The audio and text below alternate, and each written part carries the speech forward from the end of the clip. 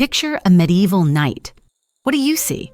Shining armor, a faithful steed, a noble face, and a hand always ready to help a damsel in distress or protect the weak. This is the image that has been sold to us for decades in books and movies. Now, picture a different scene. A sweaty, unwashed man in pieces of metal that cost as much as a modern sports car. And his main goal on the battlefield is not to kill the enemy, but to capture him and then squeeze a giant ransom from his family. So who was the medieval knight really? A noble warrior of light or a cynical businessman for whom war was just a very profitable startup? Let's figure it out. The idea of chivalry is perhaps one of the most successful public relations projects in history. The church, tired of the endless squabbles of brutal feudal lords who were slaughtering each other and everyone else who got in their way, decided to channel their energy in a more useful direction. Thus, the chivalric code was born. Protect the church, help widows and orphans, be honest and just. It sounds wonderful, almost like the corporate slogan of some tech company. But just like in modern business, there was theory, and then there was practice. In reality, this code of honor worked mainly among their own kind, that is, other aristocrats. To a knight, a common peasant was something like a traffic cone. If it's in the way, you can just run it over. Chivalry was an exclusive club for 1% of the population, and its rules were written to make it comfortable for the club members to do business. And their main business was war. So, was this entire code just a beautiful facade? And if so, what was a knight's actual job description? To understand a knight, you need to forget the romance and look at his career as a tough athletic journey. From the age of 7, a boy from a noble family became a page, essentially an errand boy for a lord. Then, around the age of 14, he became a squire, a knight's personal assistant. He carried his armor, cared for his horse, and learned to fight. It was a harsh school where, instead of mathematics, they taught the art of swordsmanship and survival in battle. And only then, if he was lucky and had the money, did he become a knight. And where did knights hone their skills? In tournaments. But forget about elegant one-on-one jousts.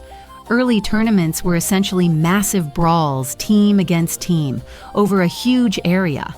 The main goal was not to knock your opponent from his saddle, but to unhorse him, take him prisoner, and demand a ransom. It was both training and a way to make money. Basically, the medieval equivalent of mixed martial arts, where the grand prize wasn't a champion's belt, but the loser's wallet. But how exactly did this system turn war into a business?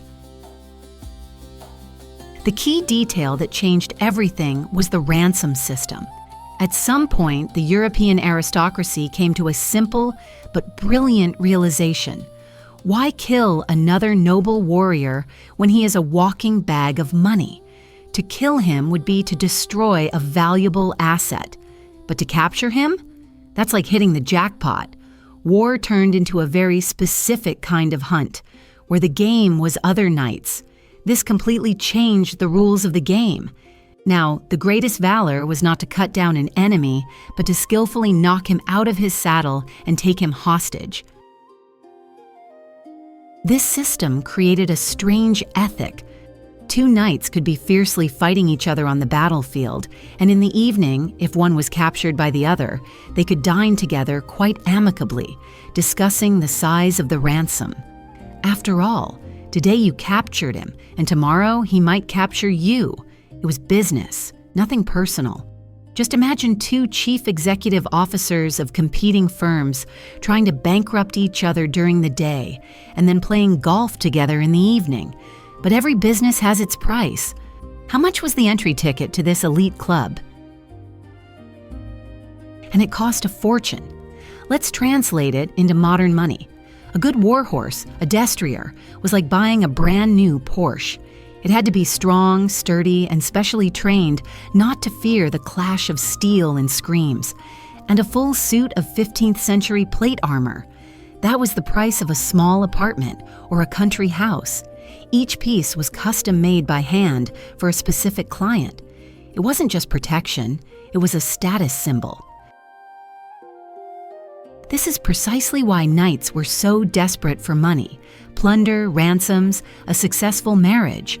Everything was fair game. They simply had no choice. If your horse fell in battle and your armor was ruined, you were instantly bankrupt. Your entire career would go down the drain. Ironically, sometimes this ultra-expensive armor played a cruel joke on them. There are known cases of knights who, having fallen from their horses into the mud, simply couldn't get up under the weight of their own iron and either drowned or became easy prey. So, the elite played their expensive games. But what was happening to the other 99% of the population at this time? For the common people, an encounter with an army of noble knights was a living nightmare. Imagine you're an ordinary peasant. One day, a troop of knights appears on the horizon. They aren't here to protect you from a dragon. They are here to carry out a military tactic called a chevauchée. This is, to put it simply, economic terrorism. They burned your fields, drove off your livestock, plundered your village, and killed anyone who resisted. The goal was to ruin the enemy lord's lands and deprive him of his income. To a knight, you and your family were just a resource in enemy territory. No code of honor applied here. Protection of the weak. That only applied to noble ladies, not your wife or daughter. All that noble rhetoric was for internal use, for their peers. To the peasants, the knight was not a hero, but a brutal racketeer in shining armor who had come to take their last possessions. But perhaps there were some who perfectly combined this image of a ruthless dealer and a legendary warrior. Perhaps the best example of such a knight businessman was the German knight Götz von Berlichingen, nicknamed Iron Hand. In one battle, he lost his right hand, and a complex mechanical prosthesis was made for him. This guy was a real pain for everyone around. He was constantly at war, not so much for any great ideals, but for profit. He was a typical mercenary knight, or as they were also called, a Raubritter, a robber knight. His main business was kidnapping wealthy merchants and demanding ransom. He got involved in endless private wars or feuds, besieged castles, and raided caravans. In essence, he was the leader of an organized crime group. But here's the paradox. Among the common people, he was remembered as a noble robber, almost like Robin Hood.